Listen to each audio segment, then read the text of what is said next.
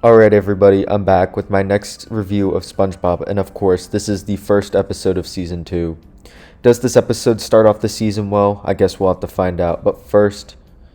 of course, what happens in this episode is that Patrick gets new shoes, but of course doesn't know how to tie shoes, so he goes to SpongeBob for help. SpongeBob tries to help out Patrick, but it turns out he's a little bit rusty since the last time he's tied shoes, so he ends up not being able to show Patrick how to tie shoes, so he ends up not tying shoes and waits till the next day in order to try and tie his shoes. Of course, SpongeBob still doesn't know how to tie his shoes and has to go to work with his shoes untied.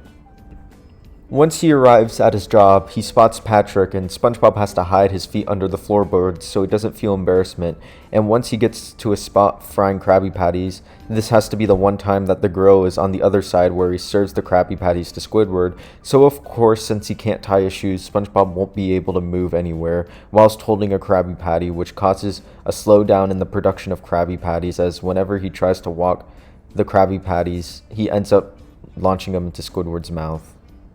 This causes commotion in the Krusty Krab, and most of the consumers inside of the restaurant end up leaving due to their food not being served, which makes Mr. Krabs start to go on a rampage and get angry at SpongeBob. SpongeBob then tells Mr. Krabs the problem, but unfortunately Mr. Krabs doesn't wear shoes and can't help him, and wherever SpongeBob goes to ask for help,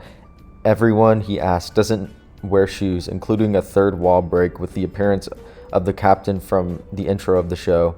Whenever SpongeBob yells, "Doesn't anybody know how to tie a knot?" the Flying Dutchman appears and shows SpongeBob all of these different and unique knots, but of course he doesn't know how to tie one for shoes. This causes SpongeBob to go home upset and wanting to give up on tying his shoes, but it turns out Gary, being the mastermind he is, knows how to tie shoes and plays a catchy tune which teaches SpongeBob how to tie his shoes again.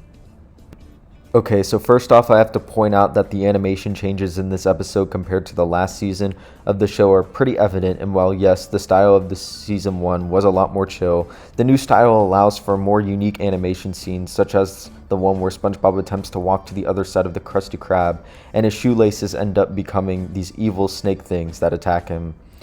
This part shows the conflict of SpongeBob not being able to tie his shoes in a new and creative way, as the fact that he can't tie his shoes is shown as him being stuck and tied around something he fears. You can tell the animators really wanted to change the style of the show to make the animation in this series more impactful, and it clearly works, as this is just one instance of it, and it's going to be showing up in a lot more times as the series goes on, whether it's positive or negative. But enough about me complimenting the new animation style of the show, and more about the episode.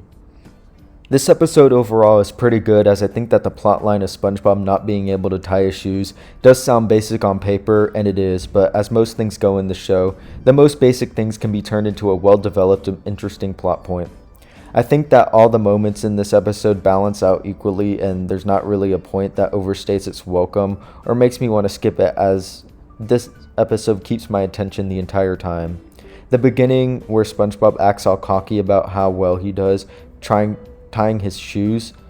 to just then end up failing and then trying to figure out how to unrust from not remembering how to do it, while this conflict ruins a lot of his daily life, shows how it's important to remember even the little things. Even if you think you know it all, it's just going to end up coming back to you, which is something I think should have more light shined on it.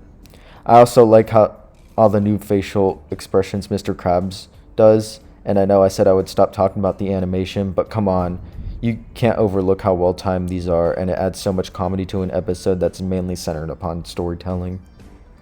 Of course, I can't ignore the ending of this episode with the Loop-de-Loop song, which is in fact the song playing in the background of this video, which is just the perfect ending to this episode, as SpongeBob learning how to tie his shoes from Gary through the communication of a catchy tune is something that again shows the brilliance of Gary the Snail himself, and also wraps up the episode in a nice calming way. Overall, while this episode didn't have any low points, it also just didn't have any factors that stuck out to me as much as some of the best episodes from season 1 have, so I'm going to give it an 8 out of 10, putting it above Tea at the Tree Dome but below Rock Bottom.